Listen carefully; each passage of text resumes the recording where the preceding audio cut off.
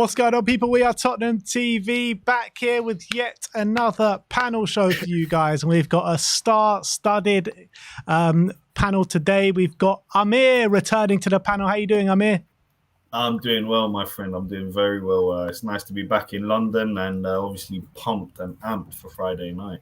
Yeah, looking forward to having you in the studio for another watch-along. And I think it's the first time on the panel. The only time we've ever seen him on this show is when we're posting up his songs and his videos. We got Tim Winston in the house. How you doing, Tim? Very, very good, guys. Can you hear me okay, by the way? Yeah, perfect. Yeah, good. Yeah, really good, guys. Obviously, thanks for having us on. It's been a while, Ben. I know we've been trying to arrange this for some time, but no, really good to be on. Just like Amir's really pumped for Friday now because it's been a long time, hasn't it? It's just this winter break, a couple of weeks without Tottenham at the moment. If you'd have said that last year, I think we'd have all been celebrating. But I was like, give me another week, please. Give me another week. Give me another week. International breaks, bring them on. No, it's going to be it's just going to be a massive game, isn't it? I'm sure we're going to get into it today. But yeah, really good stuff. I just want to say as well, guys, thanks for all the support for myself and Spurs Song Street. So you guys have been amazing with us, just like the other pods. Last one on Spurs, I saw you on there the other day. That was a gigantic. That was like a coming together of two mammoth shows. That was last week. So just wanted to say massive thanks. Great thanks from us and thanks for the support and everything. For Tim, you keep bringing out the tunes and we'll keep supporting. That's the way it goes. So happy days, mate. Really appreciate it. But look, we've got quite a bit to talk about today. We're going to start off talking about how we think the season has gone so far. Obviously, just over halfway gone. We'll start off with you, Amir. A bit of a season review so far. I'm guessing you're happy so far with the season, but what's your kind of review of the season so far and maybe expectations before the season started to maybe expectations now?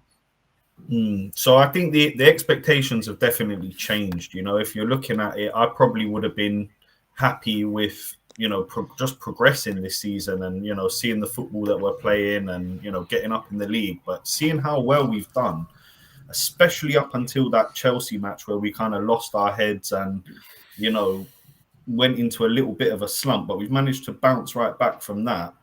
So seeing where we are in the league, seeing the progression in the style of play, and also, seeing what Ange has done to the squad in terms of getting squad players to come in and perform at a very high level. You're looking at players like Royale who have covered 3 different positions when we've needed him to and done fantastically. I think that's a huge change from the past few seasons. So I feel like we're way ahead of schedule to where I thought we'd be. I'm very optimistic about the run-in. We're basically at a half B team really with all the players that we've got out at the moment. So with those guys coming back in, my expectation has gone from getting into Europe and doing all right and progressing this season to I want to win a trophy and Champions League minimum. That's where I'm at the moment. Wow. Tim, are you of the kind of same thinking? Because, you cast your mind back to coming into the season. Spurs fans would have been happy just to be in the conversation for Europa League, never mind Champions League. And now it's almost a bit of a disappointment or a letdown, or if we don't get Champions League football this season. Yeah, I could pretty echo Amir's words, really.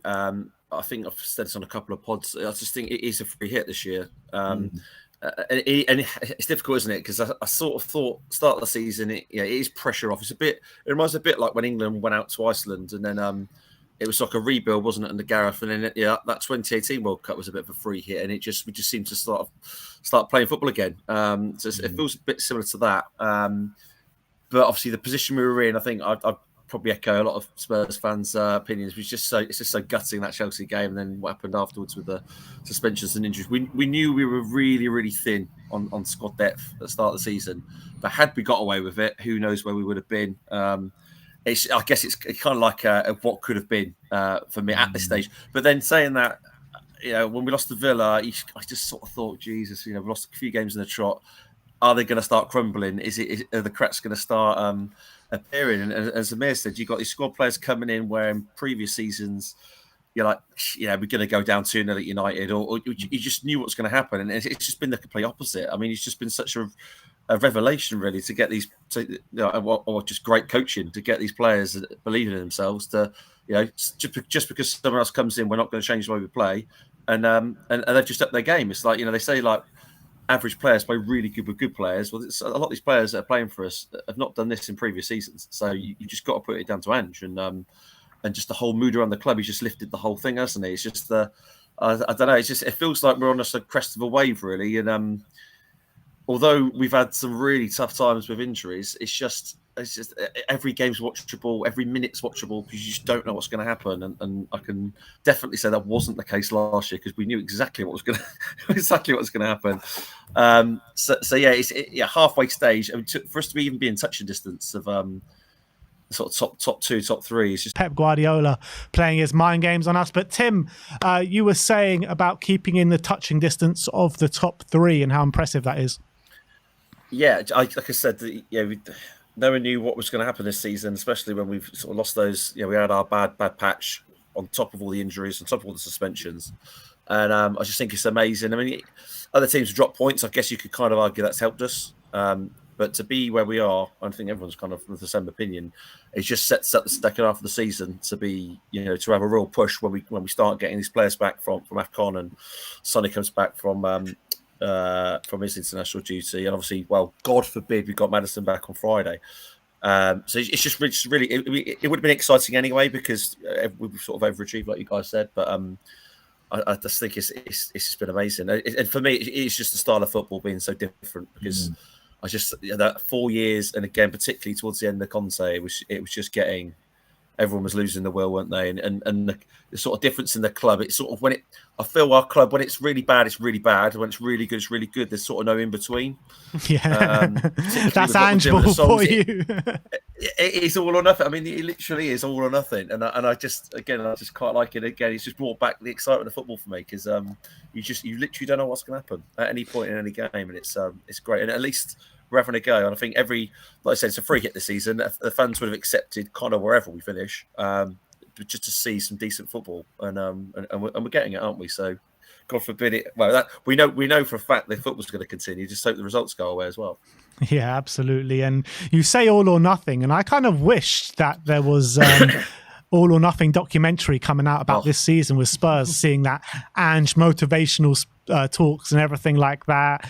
I'd love to see it, to be honest. But Sim, is that what makes it even more impressive to be where we're at this season with what we've had to cope with? 100%. And I think as well, the fact that results took a dip, because we were getting used to not having any centre backs, and we had a lot of injuries to contend with, and all came in one moment as well. So it was a lot to cope with. Yet the level of performance, by and large, stayed pretty consistent.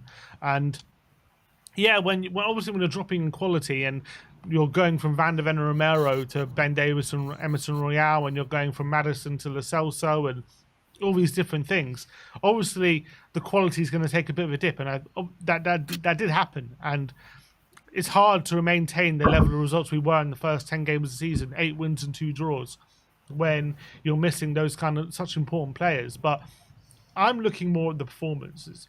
I'm not concentrating on results so much. The performance level was maintained, and in that period, apart from Brighton, I can't think of too many teams who outplayed us, who out-footballed us. And that's the most impressive thing about having a manager like Ange Postecoglou sticking to his principles by hook or by crook. Doesn't matter who plays, doesn't matter what the situation is.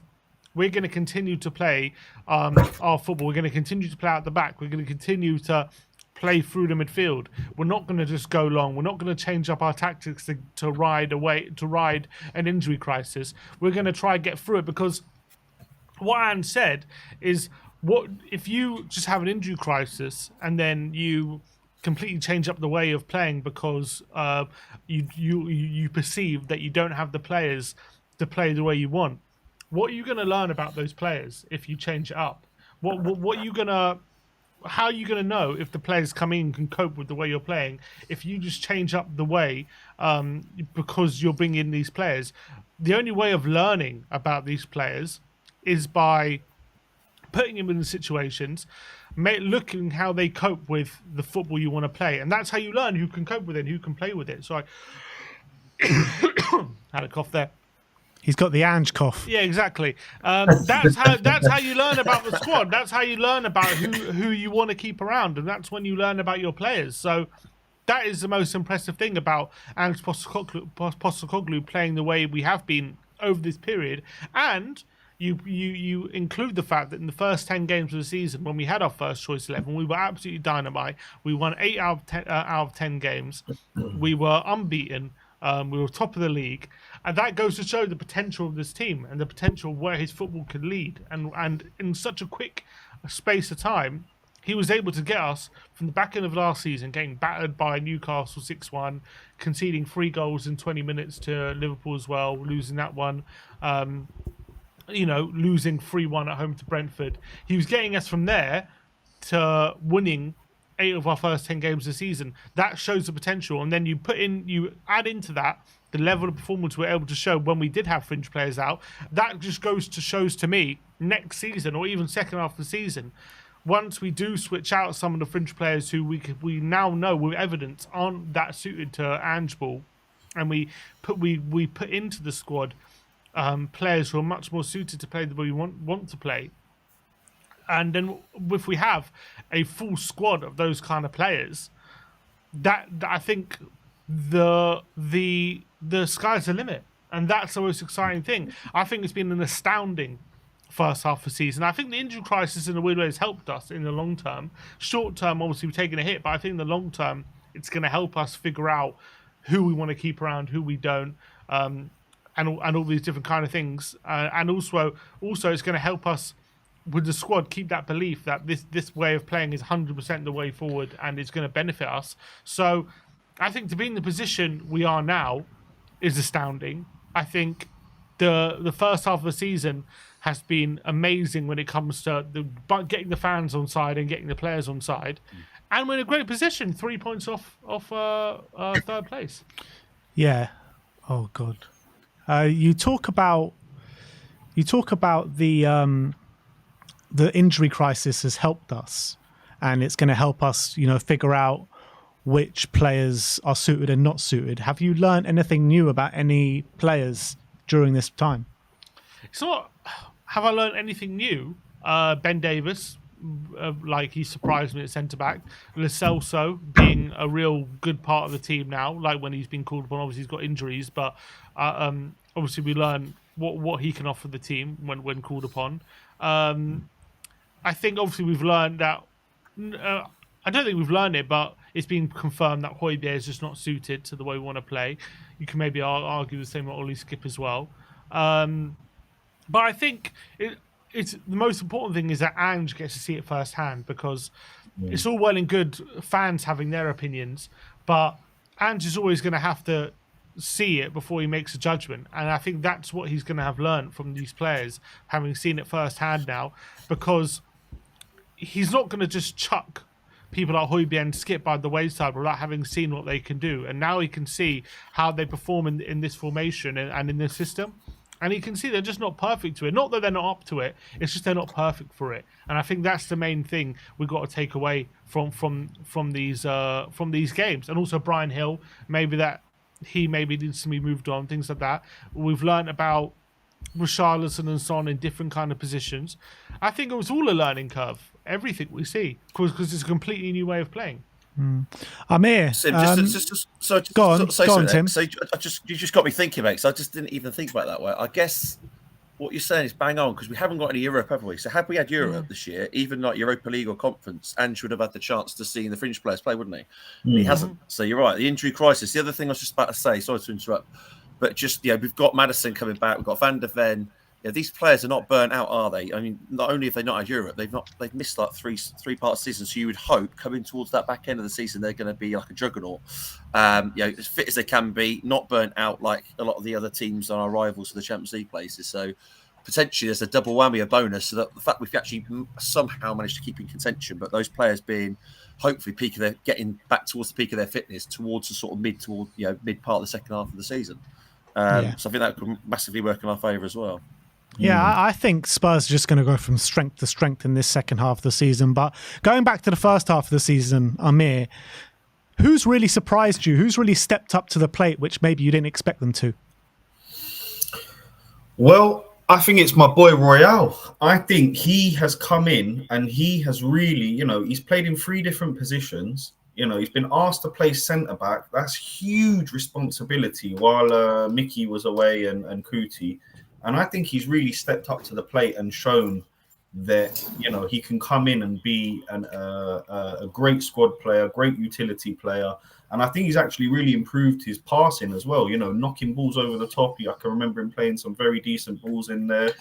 And I think Andrew will be delighted about that. And I think, the proof is in the pudding, right? The Saudis came in and offered, quite a bit of money for him, and we just turned them down. So for me, he's a really improved player. Another one that I'd say, I've really liked him come in since Madders was out. Lo Celso has come in, obviously the goal up at the Etihad. He's done really well. The only issue we have with him seems to be his injuries. If he can somehow stay fit, but even, I'll take 3 months in a row, let alone a month or 2. I think we've got a good player there that can come in and, really help the team with creativity. And of course, the main man, Richie. What a player transformed. Last season, that's it. doing the pigeon. I mean, he's just, he's come so good in the last, 8-9 games. And long may it continue, because we've got a real player there who, he's so passionate. He gives his all. He chases every single ball down, which is what you need in this Ange system. And he's starting to finish his dinner finally, and if we can continue providing for him with Porro, with Kulu, with Werner now coming in on the wing, Maddison back. If we can keep providing that service for Richie, hopefully he can get 15 to 20 goals by the end of the season. He needs to be aiming high.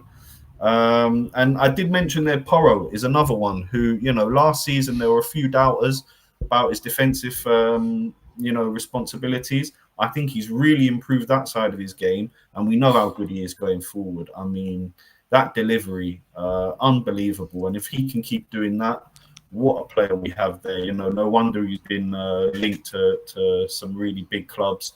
I just hope we can keep a hold of him. And one more that I think, 2 more that deserve a special mention. Big Vic. Just mention the whole squad at this point. Yeah, that's it. Well, no, Big Vic. It's that way. Big Vic, he's just unbelievable. The people that were crying when we didn't get Raya, I think just need to take a chill pill, relax a little bit. The recruitment's been fantastic. He's come in and he's just been immense. And yeah, the last one is Mr. Destiny. I can't sing this guy's praises more. I think he's been the best left back in the league. His strength on the ball, his attacking capabilities, just unbelievable. And I think we haven't actually seen the best of him yet, because I kept a good eye on him out in Udinese in Italy, and he's so good going forward. I think we can expect more goals and more assists from him as the season goes on. And it's a good point you make on Big Vic Vicario, because I was one of the ones that was kind of up in arms when we didn't get Raya. I was like, why didn't you just put the money on the table for David Raya? Why are we signing this Vicario? Nobody's ever heard of him. But it's made that signing in itself has made me change the way I think a lot about Spurs signings at the moment. Because I'm thinking about it now, like, if we don't get this Nusa guy, or if we don't get one of these targets that's been spoken about in the press, I'm cool about it. Like, we'll just go and get the next one down on the list that's been particularly scouted for the system that we're about to play. So I know a lot of people around social media and people that we talk to, particularly in our WhatsApp group, go nuts if we can't get the one target in that we're going for that's in the name in the press at the moment. But the way I think about it now is completely different to the way I used to think about trying to get transfers in. I used to be so incensed that we have to get this target in. If we don't get the target in, the transfer window's a fail. But no, the way we scout players now and the way we identify the talent is so different. And I think it's such a plus to the way we're doing our business now. So I think that's a big thing. But another player who I think should be mentioned is Ben Davies in terms of one of the surprises of the season, because I think he's stepped in admirably well for the Van de Ven that's been out injured for the last 3 months. I think he's done such a good job for the team. But Tim, is there anyone else that hasn't been mentioned that's been a surprise for you? The kit man. That's the only person that's left, isn't it? He's done a great job. I love that kit. I mean, yeah. Beautiful, beautiful. I mean, it just makes the point, doesn't it? Had we gone through this last year, what would we be saying? But for me, the biggest thing for me is the 2 players that came off loan, so Doggy and Sarr. Yeah, had it been Conte, we probably wouldn't even be seeing them playing, would we? So just what they've done with those guys. I mean, it's one thing send them out on loan, which I think was the right thing to do. But then to bring them back and just chuck them in and give them the confidence to just start the season so well, it's just unbelievable. So, like I said, the hats have got to go off the scouting on this one, because this isn't an isolated incident, is it? The last 3, 4, 5 players have just performed really well. Had they performed under different managers, very questionable. It's just like the perfect fit for me. Vicario has just been the biggest. I think the biggest, not shock, but I just didn't know anything about him, like a lot of fans, and just the consistency. I watched him in the first game. He looked a little bit nervous, then he's a bit nervy, and a little bit. I wasn't sure, and then since then he's just been unbelievable. And again, how many points he saved us, it's just unthinkable. And I always say, you need a rock of a keeper, or you're going to go nowhere. And to come in, especially filling. I know Hugo's kind of like probably 2 seasons too late. He sort of left us, but to fill his shoes is just such a hard thing to do. He's just not. It's just like he doesn't care. It's the wrong way to explain it, but it's just got no fear. I just love it. It's just a lot of those guys have got no fear, and the thing we've been shackled by for years is fear, isn't it? Like you sort of seen, Eric's now left, good servant to the club, but always had a mistake in him, and that's just that fear sort of. It feels like he's gone. That's not to say it won't come back, but God, I don't want to say we're losing the Spursy tag, because then I really will get battered. But I think we've got to make up a new name for it. It can't be Spursy anymore, because it does feel like that era's kind of gone, hasn't it? Hugo. It feels like it. It feels like it. It's like a mental barrier, more than anything. It was like, that's what I feel. What I feel we've managed to destroy. I mean, you go back to that Sheffield game, when we're 1-0 down, and I was basically, I can remember being in the pub and just thinking, this is done. I'm going to go home miserable. And next thing you know, bang, bang, and we're back in. And that just shows the transformation that we've made, hasn't it, Tim? It's and the more that's not one time we've done that, is it? So the more times you do that, you've got ultimate belief that, especially playing the way we're playing, on the front foot, that the chances are going to come, if it is the 97th minute, 98th minute, because we've done it in the past. And then it's just changing that mindset now, the players, to sort of, especially at home. I mean, it's the same, we're behind, God we won't be, but up until the final whistle, I still think we've got a chance, and we've proved it, haven't we? We've done it at multiple games. We've done it at City away, we've done it at home. Sheffield United, like I said, 2 goals in the space of 2 minutes. That game was. I think Ben and Simmer at the game. I wish I was in the South Stand for that one. That would have been something else. That one. In terms of the Spursies tag that you're talking about, Tim, I think we've transferred that over to Bayern Munich with Harry Kane and Eric Dyer, maybe even Kieran Trippier going there, to be honest. But Sim, do you think, has there been anyone this season, this first half of the season, that hasn't maybe lived up to the expectations that you were expecting at the start of the season? Who hasn't lived up to the expectations? In a weird way, I mean, it's very harsh, but the way Basuma's dropped off has been alarming. Obviously, but you have to give him credit for the first 10 games. You can't just write that off. Yeah. And he was exceptional for those first 10 games, but his performances since then have been very bad, and even worse than I ever could have expected, to be honest. So they have to be a bit concerned about that, and hopefully he comes back to the AFCON with renewed energy. I know he's picked up malaria, but he did play last game, so hopefully he's going to be fit to play once he's back. I don't know what their situation is, if he's going to go out or not, but they're going through. So hopefully he went.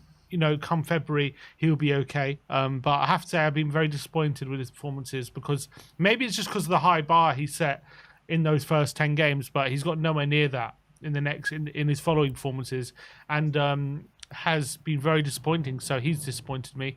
If I'm being very harsh, maybe Brennan Johnson. If I'm looking at our first 11 in terms of players who've played most frequently, he's probably been the weakest one.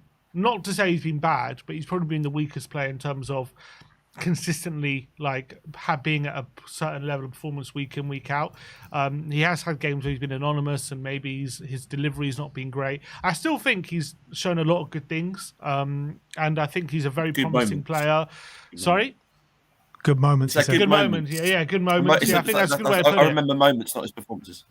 Yeah, I think that's a good way of putting it. I think there's been times as well where he's given left backs a torrid time. I remember Villa at home and Newcastle at home where he really had the beating of their fullback. So not to say he's been a disaster by any stretch, but maybe he's one who can maybe improve on more consistently. Brian Hill, I thought maybe in this system could do a bit better than he has done when given the opportunity. So he's been a bit disappointing when I've seen him play.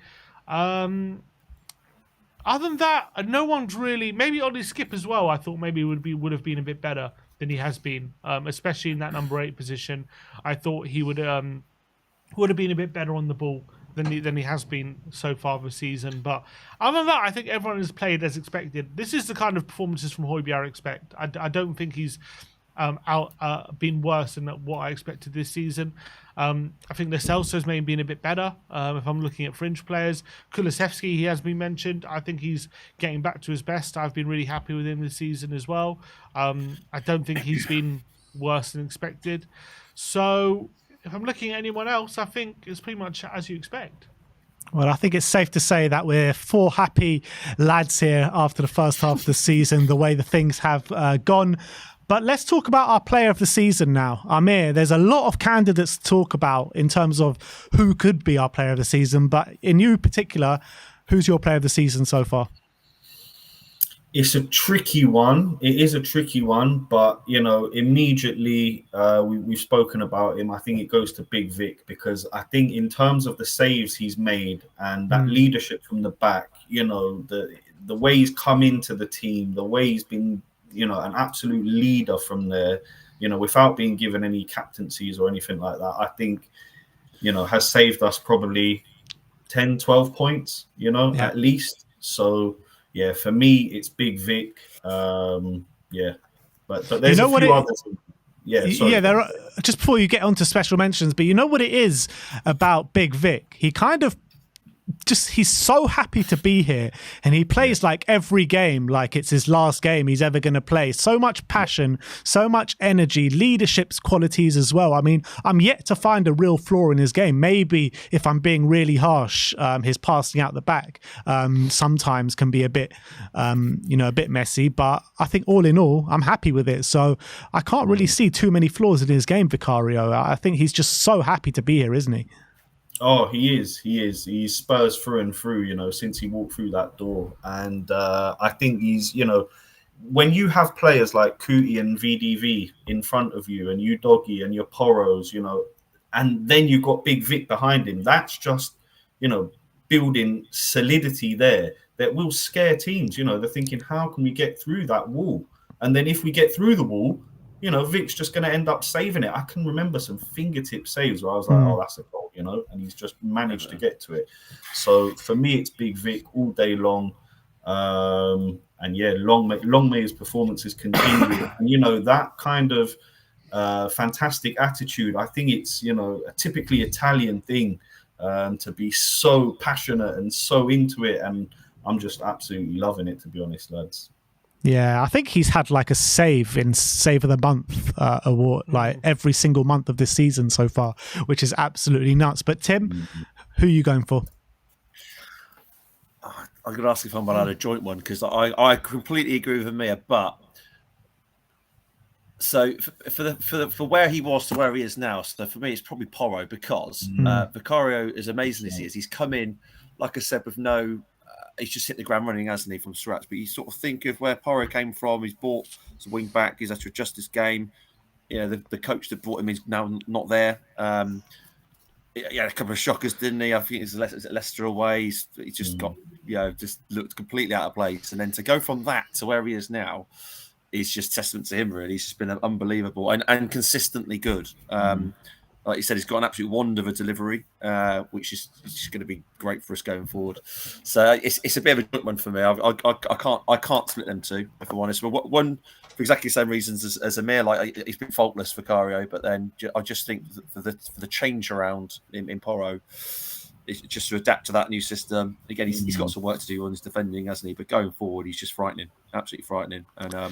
And again, I just love it when and every time I see him, he's always getting the crowd going, isn't he? He's really, I love all that stuff. So, he's really passionate for it. And I think you touched on it before. It's just the fact we've got players that really want to be here. That's the biggest thing for me. Takeaway of the first part of the season is I'm sort of watching them fight for the shirt. And you could argue that wasn't the case last year, whether that was because whatever was going on behind the scenes. They're all giving it 110%, and it's like feels like a family, feels like a team. That's just it's just amazing. It's just obviously going to lift everyone's performance. It's just one of those sort of key things. So. Vicario and Porro, and I can't split them. I'm sorry, I can't. I'm happy you both mentioned Vicario and Porro, because me and Sim were doing our pre-season predictions just before the season started, and we're going through who do we think player of the season is going to be, who do we think flop of the season is going to be, and I put Vicario and Porro as my joint flop of the season coming into it. And when I look at the back end of last season, I thought Porro, defending, especially in this Angeball system, he's going to get eaten alive. Vicario, I had no clue who he is. I thought he was going to get eaten alive. So that shows me firmly in the mud coming in to this second half of the season. But Sim, who's your player of the season so far? I think Porro hasn't had a bad game, and I think he's been at such a good level. It's hard to look past him. Vicario, as they mentioned as well, he has been so consistent. I can't think of any goals where he's like glaringly at fault for or anything like that. He's just not made any mistakes, which for a goalkeeper is so hard to do, especially in the Premier League. And obviously he's made a series of unbelievable saves. But he has had a lot of games where he's had little to do. That is also true. I remember there was a period where in our player ranks, we just kept saying he didn't have anything to do. But everything he did with a high quality. Well, he did have a lot of games where he didn't have much to do. I did give it to Sonny. I think Sonny has been my player of the season. 12 goals, 5 assists. Not only is he still that clinical, deadly finisher that we all know that he is, and obviously last season he had his struggles and people questioning whether he's over the hill and declining. I think he's definitely battered those suggestions away comfortably this season with his performances. He stepped up in big games, scoring at the Emirates, scored against City away, scored against Liverpool at home.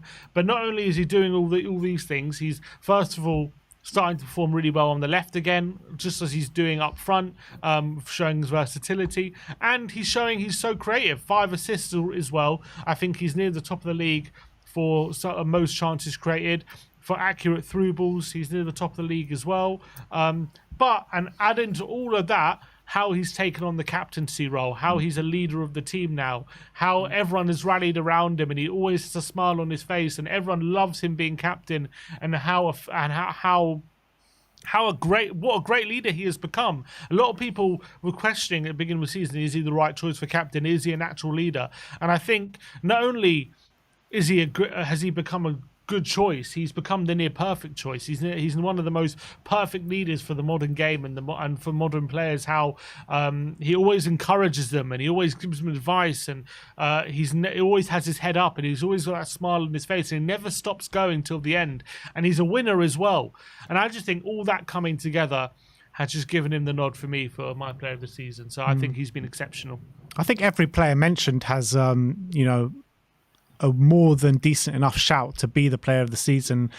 And I think when you're looking at the players that have been out injured as well, James Maddison, if he would have never got injured, I think he would have been a shoo-in. Everyone would be picking James Maddison for the player of the season. Those first 10 games before that Chelsea game, he was by far head and shoulders the best player in this league. The amount of chances he was creating, the goals that he was scoring, the assists he was laying off.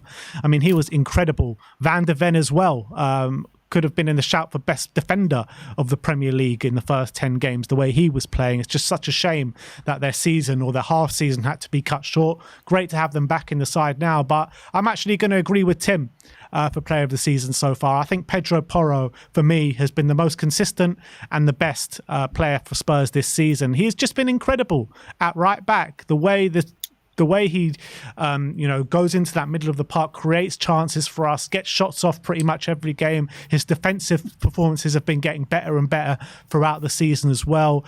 I think he's the most improved, and I think he has been the most consistent Spurs player this season as well. So I think that's what a great thing it is. We can all sit here. Usually it's just like, Harry Kane, player of the season by far, Harry Kane. But now Harry Kane's gone. Everyone else has stepped up. And I think everyone in their own right has, a great shout to be player of the season. And that's the great thing about Spurs under Ange. Like, everyone has stepped up and everyone's right. Because I think Sonny in his own right should be player of the season. Maddison, Van der Ven, Porro, Vicario, all of them probably should be kind of equal in terms of player of the season. And that's what Ange has created here at Spurs. But I want to talk about the transfer window. It's a bit unheard of what Spurs have done in this January transfer window. 2 signings in the first 10 days, I think it was, with Dragusin and Timo Werner coming in. Do you think there's going to be any more business from now until the end of the transfer window, Amir?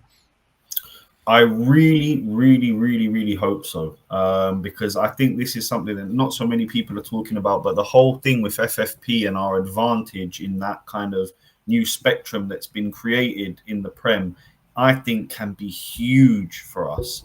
I'd love to see us push the boat out and sign a couple of, really talented youngsters, even if it's players that, we loan straight back out and that can come in the summer like we did with you, Doggy. I think that could, really, really benefit us in the future. And we do need to be looking at strengthening the squad over the next few windows. And, there are some players out there that I've been having a little look at and had an eye on for the last year or so, that I think we can get in for a decent enough price. And I think, building on what we've done this season under Ange, that could be huge for us next season. And, hopefully we'll be back in Europe. So, we really need to look at strengthening that squad, because that's where we've always lacked. We've had decent 11s in the past, but we've just lacked that depth, strength in depth. So I'm really, really hoping we push the boat out, take advantage of the situation. I'm hoping to see another couple of signings by the end of the window. Amir, just to add on to that, in terms of outgoings as well, Emerson has been subjected to him. Højbjerg is still interest. So apart from ingoing comings as well, do you expect any outgoings? I don't want to see Emerson go, to be quite honest with you, Sim. I think he's, really come into the team really, really well, and I'd like to keep him around at Spurs. Højbjerg as well, I just think, with that experience, he could really help us in the run-in. I wouldn't want him going. But there are a few players that, I wouldn't say no if the right money came in and the right deal. The likes of Gil, who I just think is, with all the talent, he is very talented. I think he is a bit too lightweight for the Prem. I think might be suited to Italy or Spain a bit more. I think we can say goodbye. Cess is another one. The guy just can't stay fit. We bought him young, and it hasn't quite worked out for the guy. And I think if the right deal came in for Cess, I think it's also time to say goodbye. Apart from that, no, that's about it. I think that's the ones I can think of. Obviously, your ones that are out on loan like Ndombele's and whatnot. Obviously get them off the books, but yeah, the ones that are currently with us, those are the only 2, I think.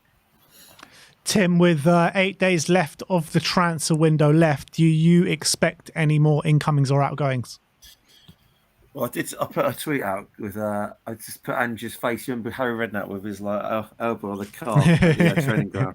I'm hoping for a bit of that situation. I can't see it happening. I think if we can get Nusa over the line, that's again another one. Again, you just got to put your trust into the scouting team, because if we do the same thing as we've done with Doggy and Sarr and put him back out on loan, we've got a very talented guy coming in, and again, I'm a bit like Benno. I just put full trust in Ange. If that's the player he wants, that's the player he'll get, and hopefully he can make it work. And it's just getting the right players to fit the system. I think is the important thing now. Obviously, the Conor Gallagher links, I just can't see happening. Not if it happens, it'll be in the summer. It's not grappling now, and that would probably put a kibosh on Højbjerg going out. I don't think they let Højbjerg go unless we get someone in, as in actually into the team rather than back out on loan. Especially what's happened, why take the risk? And like we've already highlighted, he's a player that has come in and has done all right. Sort of raised his game. I agree. I don't think he fits the system long term, but I think for the end of the season, I think we'll keep until then. And I can see a Hill or a Cess maybe going on loan. The man of glass. I do feel sorry for Cess. Jesus Christ, what a torrid time he's had with injuries. But I can't see him. I don't know if they're gone permanent. So I think just go on loans. If the right sort of teams come in for them. So that's why I've just got this fear. He might be a bit of a damp squid. I think we sort of did our business early, which is what Ange wanted, and it might just be as it is. But again, if we can get Noosa over the line, that's like an added bonus for me. So I didn't think we'd doing anything more. So that's kind of where I'm at. What about you guys? Yeah, I'm kind of the same thinking, to be honest. I don't think Højbjerg is going to go from now until the end of the window. I think that will be delayed until the summer. The only person I can see potentially going from now until the end of this window is Bryan Hill. Apart from him, I think we're going to be as we were after signing Dragusin. In terms of Noosa, he's probably the only one I can see coming in, but albeit he's going to be loaned back until the end of the season anyway. So I think what you're looking at right now is the squad that we're going to be going from now until the end of the season, barring Bryan Hill potentially going out. Sim, are you of the same thinking? Yeah, it's hard to disagree with that. Maybe there's an outside chance that we add on top of Anusa, maybe, and also a young midfielder who we loan back. We signed a loan back. There's a slight chance of that happening as well. I do see it being an unlikely situation. We get both in January, but if there's serious interest, maybe the guy from Borough, Hayden Hackney or Wharton, or maybe the guy from Antwerp, maybe one of those as well. We could potentially look to buy and loan back if Gallagher's really off the table, which I think it probably is. You know what I was thinking? If Borough go out the cup to Chelsea tonight, that could kind of speed up the Hayden Hackney thing a bit, because I couldn't see him going if Borough are in a cup final. But now, if they do go out tonight, there could be options there. I mean, I think if hopefully he scores as a parting gift. Let's hope so. I think if we're going to sign him, it's probably going to be a loan back anyway. So I don't know how much it affects it, unless we're really thinking about having him now. But again, I don't think that we don't sign a midfielder for now unless Højbjerg leaves, and we're going to be demanding quite a lot of money, I reckon, for Højbjerg, at least 25 million, I would assume. And I don't see many clubs in Europe being able to afford that without. Maybe alone with an obligation, but even then they're going to be committed to signing him in the summer. And just teams around Europe don't have a lot of money to spend there. It's not like the Premier League. And I'm trying to look at teams in the Premier League who would buy him. He didn't want to go to Fulham in the summer. Who else is there? Would someone like Villa be interested? But they've got FFP issues. That's what I'm saying. Like, a lot of the teams that can afford him are like on the cusp of FFP. Yeah, Newcastle got FFP issues. I don't know if we would sell to Newcastle. So I just think it's too difficult to get him out at the moment. And maybe in the summer, if his price decreases to like 20 million, maybe there's more of a deal to be done with other teams. I do think Bryan Hill will leave. With Werner here and with potentially Noosa coming in, there's just no place for Hill. Even though Noosa's going to be back on loan, that surely shows that even next season, like, there's no space for Hill. There's no future for him. So I think I think he will leave. I think we will sell him permanently. I reckon a loan with an obligation, a cheap obligation. I reckon he'll be gone. I think Sessegnon will remain here, just because Davis is injured. I don't think anyone's going to come in for him. I don't think anyone's going to want to loan him right now. So I think, and maybe he could potentially be our backup left back for the rest of the season if he remains fit. So I think he will remain at Tottenham for the time being. And yeah, I think that will probably be the business that we do. I think there's a good chance that nothing happens from now to the rest of the season, no incomes or outgoings. But I think we will try. I think Noosa's probably the main one. I'm super excited about that potential signing. I think it's exactly the kind of player we need. And he's a player that gets bums off seats and is a profile that we're really missing in the front line. And I also want to talk about maybe Troy Parrott. I want to know what you guys are thinking because he's doing really well at the moment out in Holland. 6 goals and 3 assists, I think, in 15 games over there. I want to know what you guys are thinking in terms of next season. Is there any chance for you that there's still a future for him in the first team at Tottenham? Go with Amir. Sim, for me, I think that's his level. I don't think he's at the level of playing for us. Honestly, I've seen him here and there, and he's done all right, but I just don't think he's at the level to come back and play for us and help Amir, us though, out. a lot of people said that about Harry Kane at this stage of his career. Yeah. That's true, but I haven't seen enough from him to warrant bringing him back in, Ben. And I know that Dutch league, it's very, very misleading. Look at Vincent Janssen, someone that how many goals did he score over there? 30, 40 goals. He couldn't get a Ballon d'Or over here. So yeah, for Parrott, for me, it's a part ways. But I did just want to mention, Sim, you talked about that being the end of the transfers for us. Do you not think that we should be putting the pedal to the metal and trying to get players, even someone like Jonathan Rowe, who's looking really, really good, or even an Oscar Gloch to come in, someone who if we wait till the summer, you might be looking at huge teams coming in for these players. Do you not think that we should go in and go get these players now while we have the chance, while we have this window of FFP? I feel like it's the prices are usually hiked actually in January rather than I know people have FFP issues. I actually think in that case there's actually a window post-season between May and June. I think the FFP has to be in by June, which is why we signed Richarlison. I think it's July the 1st, yeah. A week before that window. So I think in the summer there is that window, a month window after the season ends, to maybe get some deals. Although the Euros might complicate that, depending on if we're going for anyone who's playing in that competition. But I think when you're going for players in January, because team they're leaving in mid-season, and teams have got their own ambitions between now and the end of the season to want to qualify for certain things or whatever, or stay up or whatever they want. I think by and large there's very rarely will you get a cheap deal. I mean, Werner, we got a cheap deal because he's out of favour and all these things, but if you're going for a player who's starting for their team week in, week out, and they're a big player for their team, you're always going to have to pay more in January than you will in the summer. They're always going to hike the price up because they don't want to lose him mid-season. And also they have to replace him and all these different things with a week to go. So I always think it's better to, if you're wanting to sign a player, it's always better to go in the summer.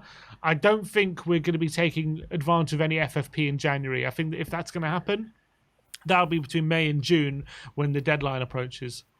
I hear that, Sim. I wonder that, if these players like Rowe or an Oscar Gloch has an amazing, back end to the season, like maybe their price could go up, they're being so young, their price could jump 10, 15. That's also a risk. Yeah, you're right. That's also very true. Maybe if you sign him now with the loan back. But I don't think we signed someone like Rowe and Anus. I think we probably only go for one of them because we do have a lot of players right now in the forward line. So yeah, it's always good to look to the future. But I think when it comes to signing players, I think we've done our scout and we think Anus is one we're going to push the button on. I do think we're looking at Rowe as well, but I don't know if we're going to push the button on both of them right now. Yeah, I think in the summer, I think we will look for another player in that attacking department. But in terms of now until the end of January, I think it's just going to be Noosa or no one, to be honest. But back what you're saying on Troy Parrott, I'm very interested to see what he's like in maybe a pre-season under Ange.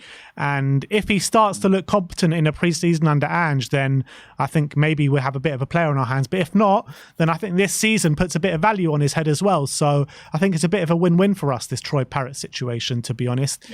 But what do you reckon, Tim? Do you want to see Tim? Do you want to see Troy back involved?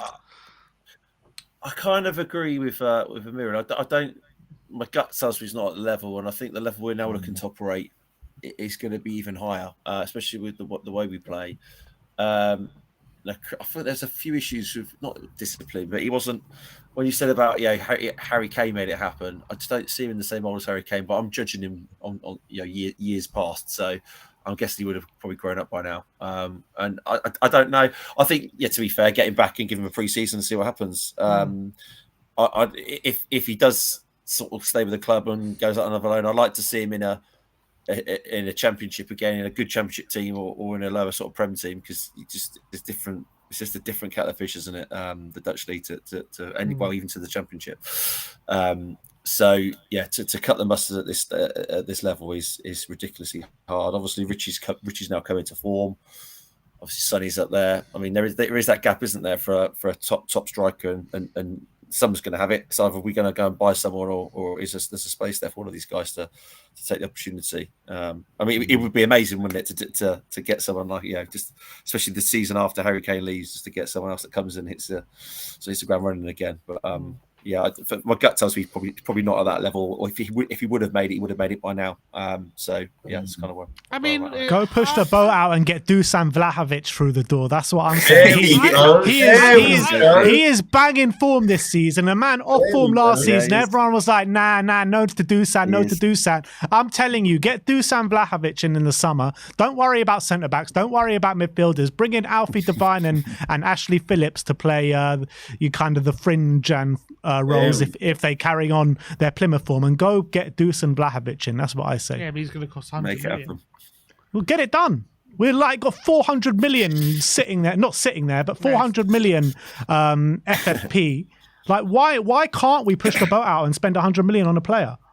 I mean, we probably could, but is Vlahovic the one we're going to do it on? I don't know. Maybe in terms of what you were saying about Troy, though, I disagree about if he would have made it. If he hasn't made it by now, he's not going to make it. I don't agree with that point. He's still 21. I know we live in an age where we've got star young players playing at top clubs like Bellingham and Saka, and it makes us think like if you're not at that level at 21, then you're never going to be. But I think most players, especially strikers in those positions, that you can be until 23, 24 before they really hit their peak. And I think Troy, people forget the hype that was around Troy at a youth level. He was like one of the top youth players. I remember he used to bang in goals for fun at that in the UEFA Youth League and the Champions League when we used to play there. He used to score like 3-4 goals a game. I know he's had a few bad loans, but I'm not saying definitely bring him in next season to the first team, but I definitely think we should give him a pre-season, 100%. Just take a look at him because it save you a lot of money. To your point, mate. So again, this is how much trust I've got in Ange now. Like, you look at who he's worked under, Conte, that just did not care about youth at all.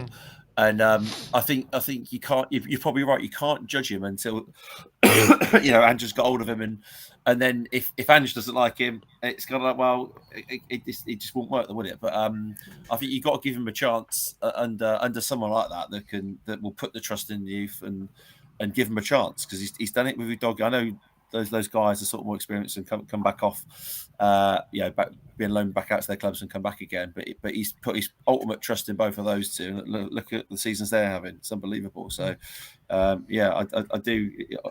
Again, my gut tells me he won't make it, but again, who's to say? I'd love to be proved wrong, because if we could get someone like that that's come through the ranks and make it, it would just be massive. It'd be absolutely massive, because again, that's the one thing Tottenham are real, as a fan, a diehard fan, the Harry Kane thing took him a long time, like you said, but he was one of our own, and it's just to bring a player like that through that ends up being the best player in the world. It's pride in the club, isn't it? Because we sort of developed him, and it'd be great to get that with another player.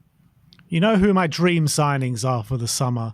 I want to see Johan Bakayoko on the right-hand side. Proper one-on-one dribbler on the right-hand side. Pacey, trickery, knows where the back of the net is.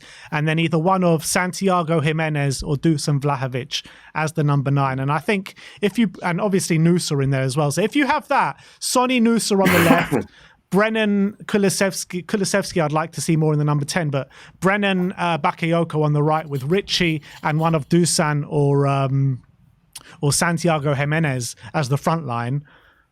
I think that's what you call an Ange front line, and it will spearhead us to the title race next season. That would be insane. But is that unrealistic? I don't know. We'll have to wait and see what kind of business we do in the summer. But let's get on to the final topic of the panel. And we're going to talk about the game on Friday night. Manchester City at home, the FA Cup fourth round under the lights at the Tottenham Hotspur Stadium. I can see Amir getting very excited about it as we speak. The hands are going together. Amir's going to be here in the watch long. But Amir, is this the biggest game of the season so far? Oh, by far. I've been buzzing since I took my flight from Toulouse, Ben. You know, I'm absolutely buzzing for this one. And you know, under the lights, down in Tottenham, you know, we all know we're Man City's bogey team. We all know they'll be bricking it playing us, even though they got De Bruyne back and whatnot. I think they'll be bricking it, and I'm so pumped for it. It's only, what is it today? Tuesday, lads, and we still got a few days to go. I think it's going to be huge, and I'm actually feeling confident about it, and I think we can beat them. Yeah, I really believe we can beat them as well. But the problem is that when Spurs fans go too confident into a game, we usually know what's coming, to be honest. That's true. And I keep going on about, like, Man City haven't scored at Tottenham or at our home ground, let's say. They scored at Wembley, 2018, when they beat us 1-0 with Riyad Mahrez. And haven't won in N17 since 2016, is it? No, 2015. Wow, 2015, yeah. So, I mean, Pep Guardiola has pretty much done it all as Man City manager. World champions, European champions, treble winners 3 times in a row. They just haven't scored at Tottenham. Now, that's the only thing missing in their trophy cabinet, to be honest. But Tim, do you agree with Amir? Is this our biggest game of the season? I think so, yeah.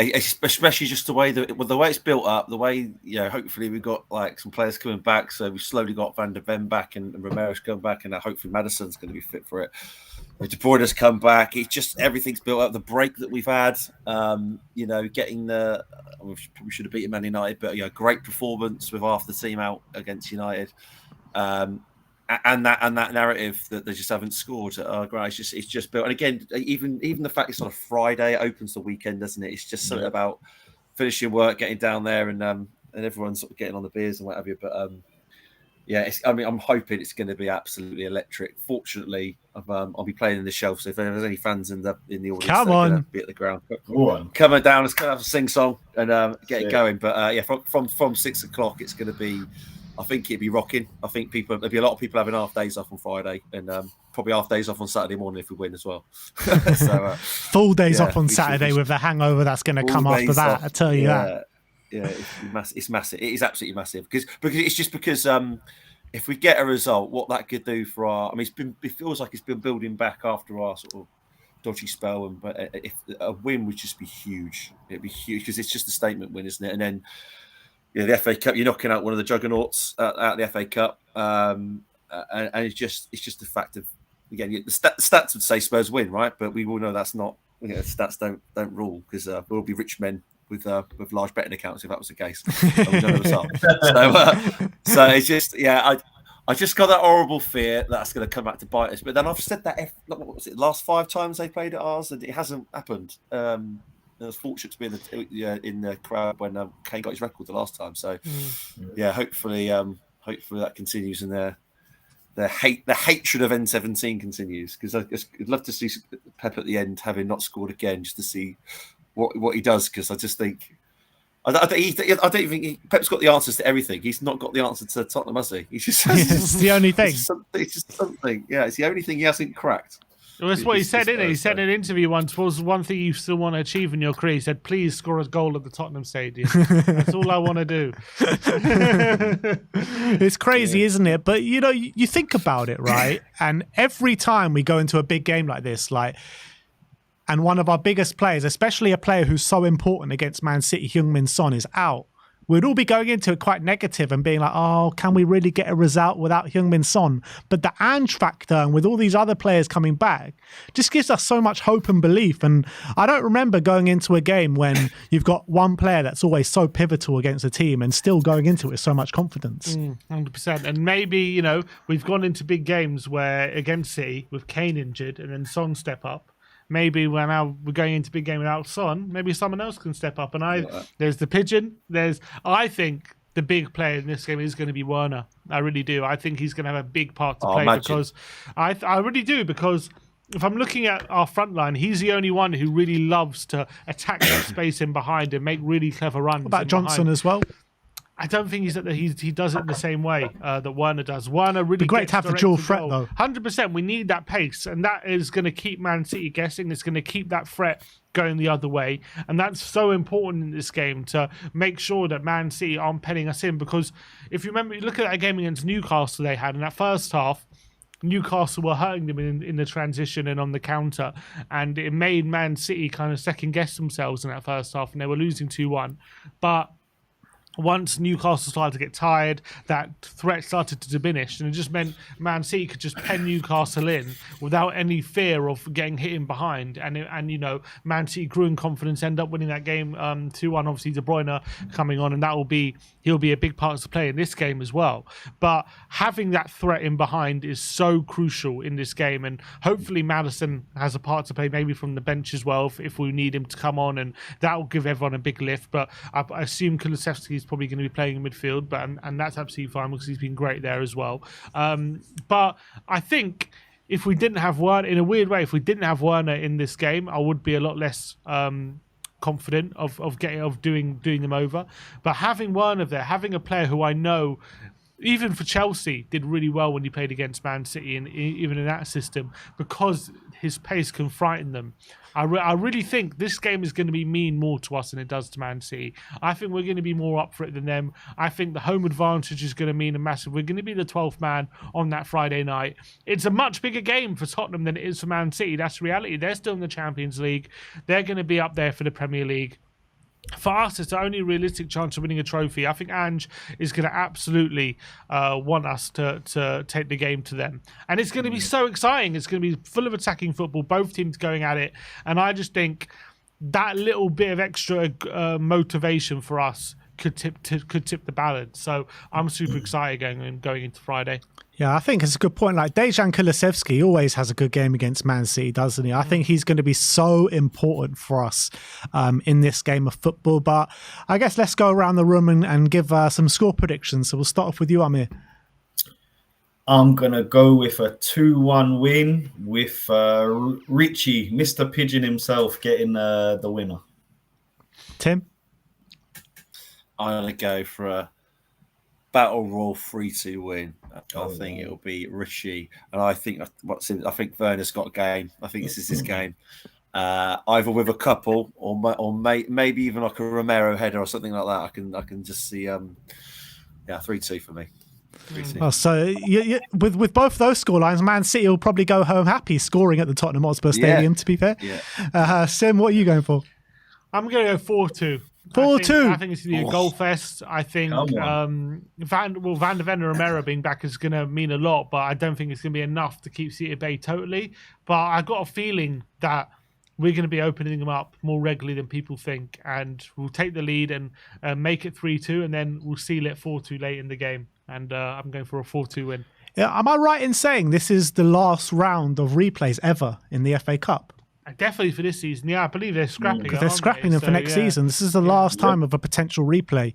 But let's hope we don't have to go back up to the Etihad on a midweek. It's just something that we don't need. The deck he had, yeah. But I'm going to go 3-1 to Spurs. I'm going to go 3-1 to Spurs. Man City to score. But I just think the fans are just going to make it unbearable for those Man City players. I think Spurs are going to come with an extra incentive as well, because it just, like Sim said, it just means so much more to us than it does to them. Them coming off the back of the treble, them in a title race with Liverpool as well, and quite a heated one with the way Liverpool played on the weekend. I do think they'll have more eyes on that kind of title race than they will on the FA Cup. So I think with the players that we have returning, I really think that we can teach Man City a bit of a lesson under the lights at the Tottenham Hotspur Stadium this week. So hopefully these score predictions don't come back and bite us in the arse, but we're all going for Spurs win and Spurs to qualify for the 5th round of the FA Cup. And if we do win, is the cup is our name on the cup or what? We'll become second favourites, don't we? Second favourites to Liverpool. Definitely Could we? Who Liverpool got? Could we? They have Norwich today or something? Yeah, home game to Norwich, don't they? Something like that, yeah. They got an easy game. Yeah, I mean, I wouldn't say our name's on the trophy, but because of the teams we've lost to in the last few years, it's been embarrassing. But not under Ange. Not under Ange, that's for sure. If we beat City, there's no one to fear, that's for sure. Yeah. All right, so I think that brings an end to the panel. Are we going to get a rendition of some sort of song? Yeah, why not? Go on, Tim. Come on, Tim. Come on. He knows what he's here for. Go. This is just to confirm. This is completely off the cuff. So if it goes wrong, then blame Ben. Never goes wrong when Tim's in the house. We'll try and do a little medley. All right, we'll try and do a little medley. So these are the players. These are the players I think are going to turn up for us. All right. Come on. So this is one of my favourite players. Anyway. Can you hear that? Is that all right? Yeah. There's not a soul out there, no one to hear my prayer.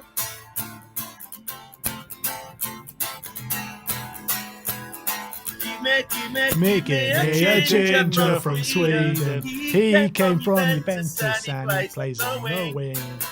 Give me a ginger from Sweden. Number 21, his name is Sweden.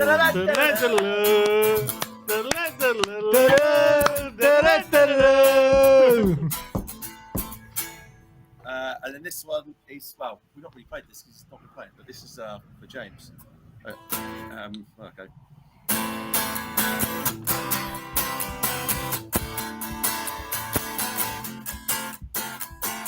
James Madison plays down at White Hart Lane, and he loves the darts. Oi, oi, oi, oi! He's a number 10, and he's done it again. Tottenham superstar. Oi, oi, oi!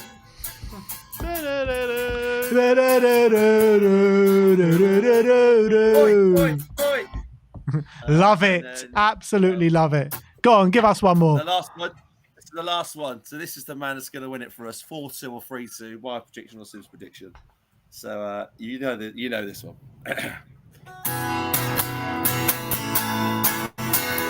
Parity, she said, come and play for me, sing and do. Tottenham to Brazilian, wearing white and blue, sing and do. He looks good. He looks fine. He's on my mind, and he's Tottenham's number 9. Diddy-do. Tottenham to Brazilian, wearing white and blue. Love it. Love it. Come on. Well done, Tim. Brilliant. And where can they catch you on Friday night, Tim? So I've been in the Shelf Bar from 6 o'clock. I've got my drummer coming with me as well. He's absolutely incredible. And this is a guy that's not a Spurs fan, but then at Everton in the 97th minute, just before we're about to go on for the post set, he's like, "Come on, we've got to win." So I'm completely already, and he's got my nice one, Sonny shirt for Friday. Yeah, but be Shelf Bar, East 1, Block 121. So we played all the Spurs song sheet stuff and a load of other silly songs, and hopefully get everyone up for it, as well as all the. We're going to make Chaz and Dave is going to make an appearance this one for Spurs on the way to Wembley. So love it. Optimistic. Wow, absolutely love it. Well, if you're going to the game on Friday night, do go and check out Tim at the Tottenham Hotspur Stadium. All great fun as always. But that does bring an end to the panel. Thank you everyone in the chat for joining us today. Thank you to Tim and to Amir. Let's just go around the room and see where they can find Amir and Tim over the internet. But Amir, where can people find you, my friend? People can find me over on Tottenham on Tour with Brian Daigle when I can make it, and obviously on here. You know, I'll be at the studio for the watch along on Friday. Absolutely buzzing for it. Big up. Very much looking forward to seeing you there. And Tim, where can people find you apart from in the East Stand on Friday night? So just at Tim_Winston on Twitter and also on YouTube. So we've got a couple of playlists of all these songs and videos and stuff on there, and then obviously at Spurs Song Sheet, who I do a lot of work with. So any song ideas, as always, guys. Yeah, the whole thing's a fan-led initiative. So all these songs that have come out have all been written by fans. Some of them we've edited. So get your ideas in at Spurs Song Sheets at Tim_Winston on Twitter or X, whatever you want to call it. Brilliant. Well, once again, guys, thank you so much for coming in, joining us on the panel today. Thanks for having us, guys. Pleasure. Hope for a big night on Friday night. Hopefully, I'll see you at the stadium, Tim. Amir, have a big one on the watch long. Come and join him on the watch long Friday night, guys. And we'll see you all very soon. Like, subscribe, and comment. And as always, Come on, you Spurs. Spurs.